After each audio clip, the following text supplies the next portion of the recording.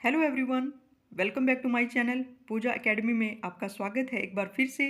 और आज की एक नई क्लास और नई कहानी के साथ मैं आ चुकी हूँ। तो आज की कहानी है हमारी एक टोकरी भर मिट्टी, जो माधवराव सप्रे के द्वारा लिखी गई है। और ये ईयर 1900 और 1901 दोनों ही मिलते हैं, इसलिए आपको दोनों ही याद करने हैं। इन दोनों में से कोई भी आएगा तो आपको ऑप्शन में इन दोनों में से ही टिक लगाना है, या तो 1900 आ सकता है या 1901। अगर दोनों ही आए तो 1901 आपको टिक करना है। तो आज की ये कहानी बहुत ही छोटी सी है और हृदय को छूने वाली कहानी है। तो इसके मैं लाइन टू लाइन जो इम्पोर्टेंट क्वेश्चन थे वो लेकर आई हूँ, और इसकी जो महत्वपूर्ण पंक्तियाँ हैं इस क्लास में हम ये कवर करने वाले हैं। छोटी सी कहानी थी, इसलिए एक ही क्लास में मैंने इनको कवर करने की पूरी कोशिश की है।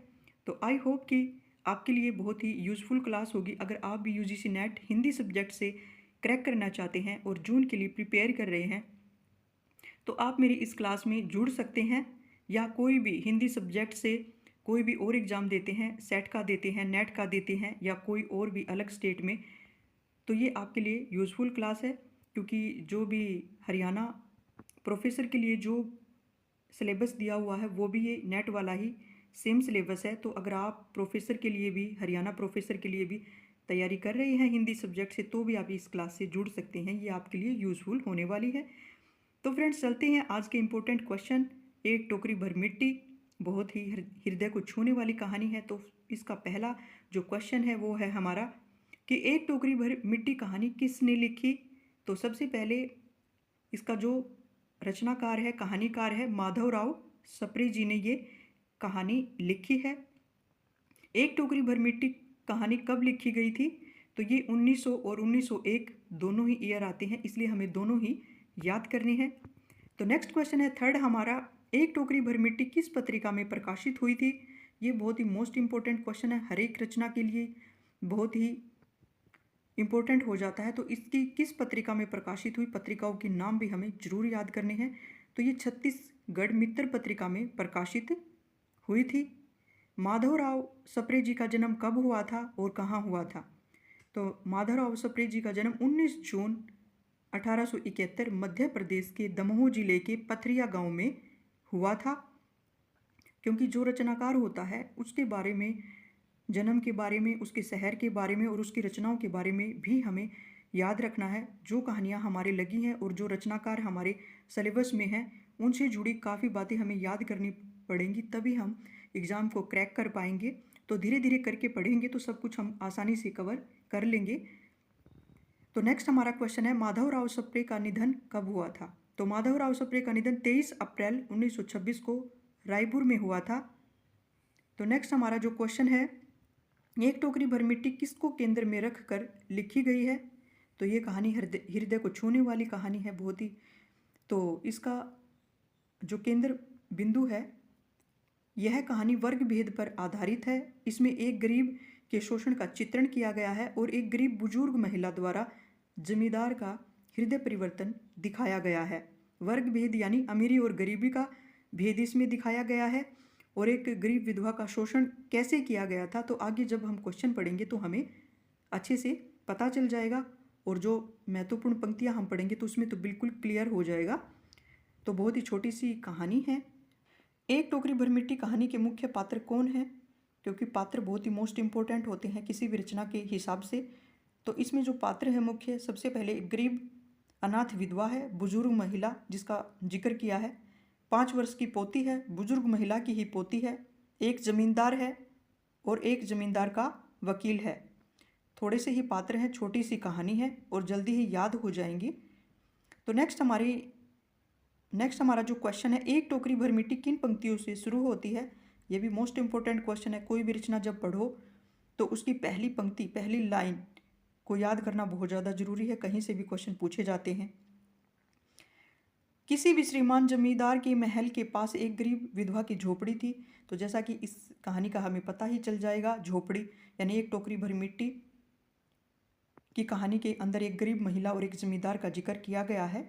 तो नेक्स्ट हमारा जो क्वेश्चन है, गरीब विधवा की पोती कितने साल की थी? तो 5 वर्ष की गरीब विधवा की पोती थी और उसी के साथ वो उस झोपड़ी में रहा करती थी। तो ये 9 क्वेश्चन हो गए हैं। चलते हैं नेक्स्ट क्वेश्चन पे। तो फ्रेंड्स नेक्स्ट क्वेश्चन है हमारा, गरीब विधवा के परिवार में कौन कौन मर चुके थे। तो गरीब विधवा का पति, इकलौता पुत्र और पतोहू बहू मर चुके थे। तो वो अकेले ही उस झोपड़ी में अपनी 5 वर्ष की पोती के साथ रहा करती थी और सब मर चुके थे। तो पतोहू जो वर्ड है उसको यानी उसके बेटे की जो पत्नी थी बहू थी। हमारे यहाँ बेटे की पत्नी को बहू बोला जाता है। तो ये पतोहू वर्ड काफ़ी नया वर्ड है। ये कौन से स्टेट में बोला जाता है? अगर आपके स्टेट में पतोहू वर्ड यूज़ किया जाता है तो आप कमेंट बॉक्स में ज़रूर मेंशन कीजिए कि आप कौन से स्टेट से हैं और ये पतोहू वर्ड वहीं पे यूज़ किया जाता है, तो ज़रूर आप बताएं। तो नेक्स्ट क्वेश्चन है हमारा, गरीब विधवा किसके साथ झोपड़ी में रहती थी। तो अपनी 5 वर्ष की पोती के साथ वो झोपड़ी में रहती थी। नेक्स्ट क्वेश्चन है, गरीब विधवा की झोपड़ी के पास किसका महल था। तो जमींदार का महल था और उसने बाद में सोचा उस झोपड़ी को हड़पने के लिए, ताकि वो उस झोपड़ी को वहाँ से हटा सके, क्योंकि वो अपने आप को बहुत अमीर समझता था और गरीब विधवा की झोपड़ी बहुत ही पुरानी थी, टूटी फूटी थी, इसलिए। तो जमींदार ने किसकी झोपड़ी पर अपना कब्जा कर लिया था। तो उसने उस गरीब विधवा बुजुर्ग महिला की झोपड़ी पर अधिकार कर लिया था, जो उसके घर से, उसके महल से बिल्कुल सट के लगी हुई थी, उसकी दीवार के पास। तो झोपड़ी छूटने पर किसने खाना पीना छोड़ दिया था। तो ये मोस्ट इम्पोर्टेंट क्वेश्चन है, ये पूछा जा सकता है। गरीब विधवा की पोती ने खाना पीना छोड़ दिया था क्योंकि उनको दुख हुआ था और पास पड़ोस में ही जाकर वो दूर रहने लगी थी, क्योंकि किसी का भी जब घर उजड़े तो किसी को भी दुख ही होगा, चाहे वो महल हो चाहे झोपड़ी हो, घर तो घर होता है। और नेक्स्ट क्वेश्चन है, गरीब विधवा वापस जमींदार के पास क्या लेने गई थी। तो गरीब विधवा एक टोकरी भर मिट्टी लेने के लिए वापस जमींदार के पास गई थी। गरीब विधवा एक टोकरी मिट्टी क्यों लेने गई थी। तो मिट्टी का चूल्हा बनाने के लिए शायद उस चूल्हे से बनी रोटी उसकी पोती खा लेगी, क्योंकि उसने खाना पीना छोड़ दिया था। वो बहुत ही दुख से भर गई थी उसकी पोती, क्योंकि अपनी झोपड़ी में वो खुशी से रहती थी दोनों, क्योंकि दोनों का कोई सहारा भी नहीं था। तो गरीब विधवा की पोती कहाँ जाकर रोटी खाने की बात करती है। तो उसी झोपड़ी में जाकर, जमींदार ने जिस पे कब्जा कर लिया था, उसी झोपड़ी में जाकर वो रोटी खाने की बात करती है कि मैं वहीं रोटी खाऊंगी, यहाँ मैं रोटी नहीं खाऊंगी। तो गरीब विधवा ने टोकरी उठाने के लिए किससे मदद मांगी थी। तो जमींदार से, क्योंकि जमींदार ने उसको एक टोकरी भरने के लिए मिट्टी की वहाँ से हाँ कह दिया था। जब वो मिट्टी की टोकरी भर गई थी तो उसने मदद मांगी और जमींदार ने उसको उठाने की कोशिश की थी। तो मिट्टी की टोकरी किससे उठाई नहीं गई थी।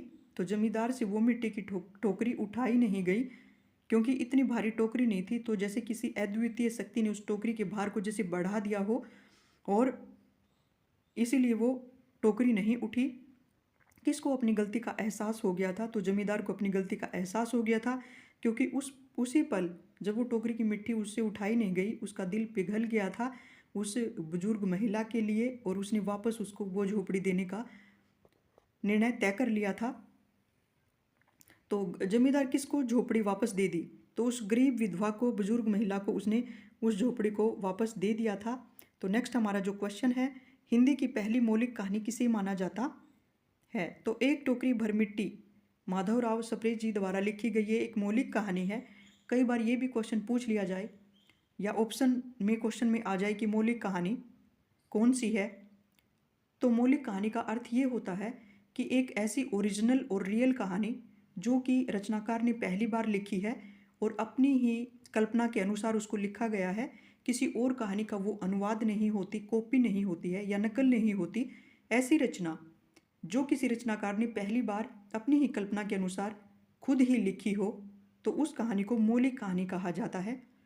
तो यहीं पे फ्रेंड्स हमारे जो इम्पोर्टेंट क्वेश्चन थे, आंसर थे, वो मैंने डिस्कस कर लिए हैं। तो नेक्स्ट वीडियो में हम चलते हैं हमारी महत्वपूर्ण पंक्तियों पर। तो फ्रेंड्स ये मैं यहाँ पर आपके लिए लेकर आई हूँ इसकी महत्वपूर्ण पंक्तियाँ, जो कि एग्ज़ाम में आ सकती हैं और बहुत ही कम है और बहुत ही आसान इस कहानी की पंक्तियाँ भी हैं। तो जो भी पंक्तियाँ उनको देखकर हम अंदाज़ा लगा सकते हैं कि ये एक टोकरी भर मिट्टी की पंक्तियाँ हैं।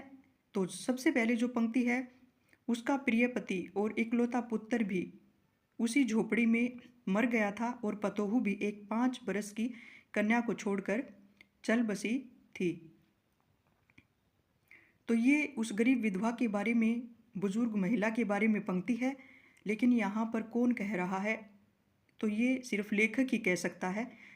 लेखक ने जो लिखी है अपनी कल्पना के आधार पर, तो ये लेखक कहता है कि उस गरीब विधवा की इकलौती जो पुत्र है, इकलौता पुत्र है, पति है और उसकी पतोहू मर चुके थे।